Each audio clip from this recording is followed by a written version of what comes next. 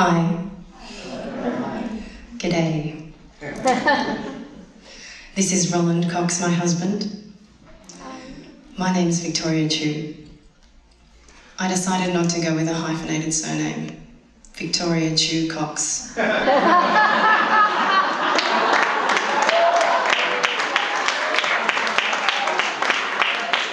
doesn't work. Welcome to the Ballad of Herbie Cox. Part of being in a partnership is discovering each other's families, for better or worse. When Roland and I decided to make this show, we'd recently had our first child, which shifted our perspective on family, and we wanted to make something that related more to this change. So we went on a journey to rediscover our families. We interviewed them, and we found stories we'd never heard. We gained new perspectives on people that we thought we knew, and there were plenty of surprises. Well, most families are a bit weird, yeah? Ours is. Here are some of our stories.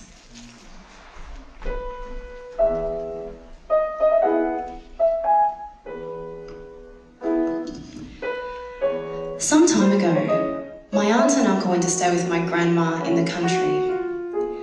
One night they woke up startled to what they swear were tissues flying out of the tissue box.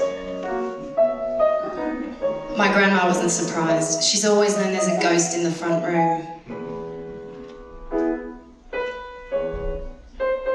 Her name is Lorna, but people call her Cookie because she's a good cook.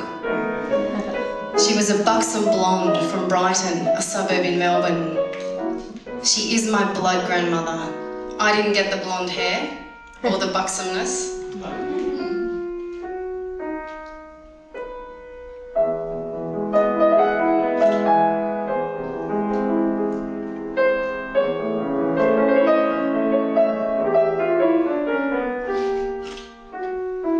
She was a really good swimmer. She was a lifeguard, which is why it is a shame that after she was married she moved to Coleraine, a remote inland farming town with one dry creek. My grandfather,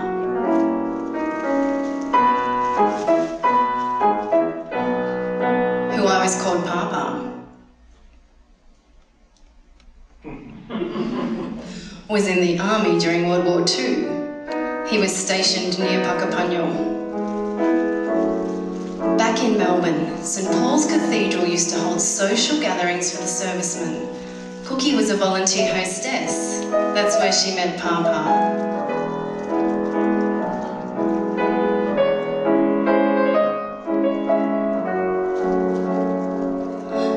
But she wasn't really interested in him. That didn't stop him from pursuing her though, and they went on a couple of dates. But Cookie was really dating someone else.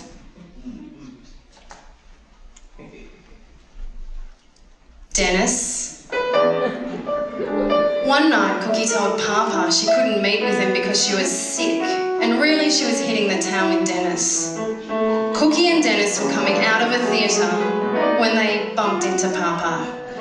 Oops. The next day he rang her and said, "I don't play second fiddle to anybody. It's me or Dennis."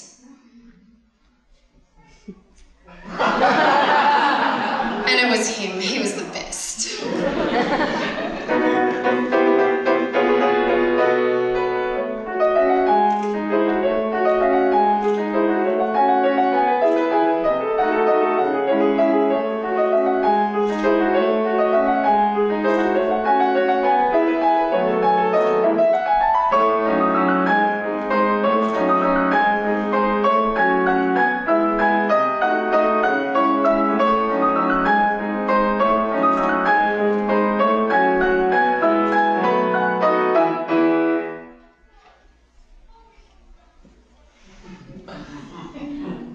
That one's my mom.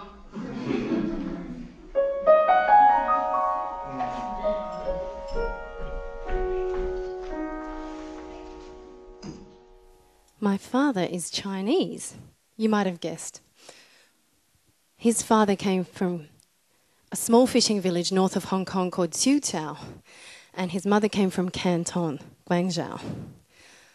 Both of their mothers, my Chinese great-grandmothers, had bound feet, which meant they were from better families.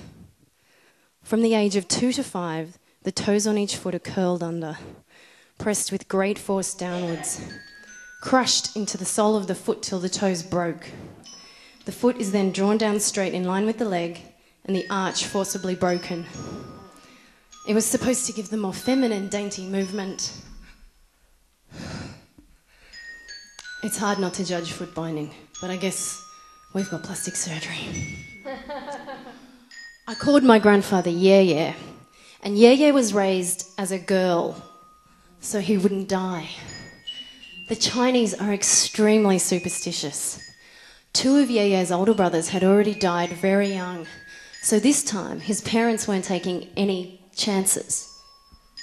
So they dressed and treated him like a girl.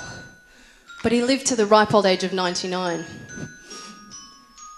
He was married quite young, but his first wife died from complications following the birth of their 3rd child. My grandmother was her best friend. It was on her best friend's death...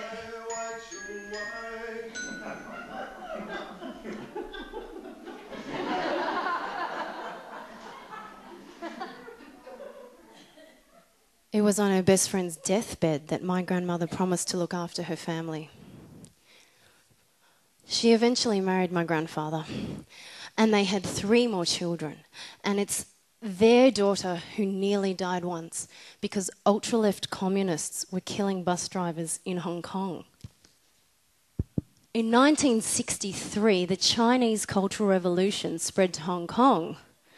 British government jobs didn't sit well with some people, and they ended up killing a handful of bus drivers. So bus drivers were refusing to work. My grandparents' daughter caught bronchitis, and one night she started to vomit blood. With no buses operating and in need of a hospital, the family had a problem. So they broke the curfew in place, snuck across town, and caught a ferry. She just made it. She had surgery to remove a 1/3 of her lung, and now she has a scar from here to here. My grandfather promised my grandmother's Catholic God that if their daughter pulled through, he would convert from Buddhism and be baptized. So that's how my grandfather, whose real name is Chiu Ming, became Simon Chiu.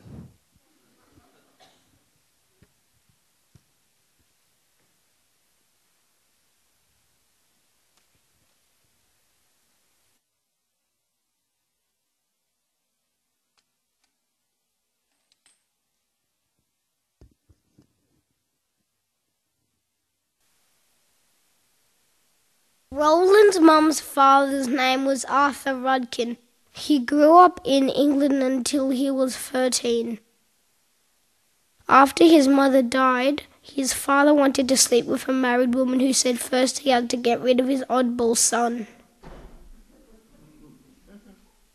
Arthur was sent on a boat to Australia with the Salvation Army. It was not uncommon for children to be sent to Australia or Canada. The reason was to populate the colonies with white children. When he got to Australia, he was taught farming skills. The Salvation Army used to make him swim every day, which he hated.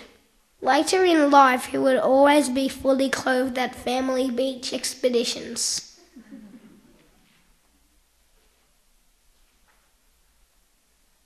Roland's sister remembers a story he used to tell from living with the Salvation Army. At breakfast, butter was passed around and they had to spread it on their toast and then scrape their excess back off so as not to use too much. When it got to the end of the line, there was more in the container than at the start because of all the crumbs.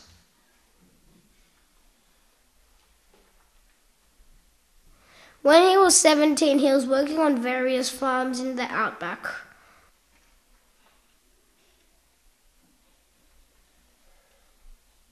On his 18th birthday, he walked 50 miles to the nearest post office hoping to receive something from his father. But nothing came and he never saw his father again. The Great Depression hit Australia in the 1930s. To try and make ends meet, Arthur caught and tried to sell fish. That didn't work because he caught poisonous fish. Later on, he joined the Communist Party and was editor of the West Australian Communist newsletter, The Workers' Star. When he was 31, he was sent to jail for 4 months for disseminating restricted information, something about oil fields in South America. Upon his release, his wife said he looked much healthier because he wasn't allowed to smoke cigarettes in jail. He became a scientist who was blacklisted for being in the Communist Party. To make ends meet, he became a bit part actor on television. The last job he ever had was playing Colonel Sanders in a Kentucky Fried Chicken ad, but he died before getting paid for it.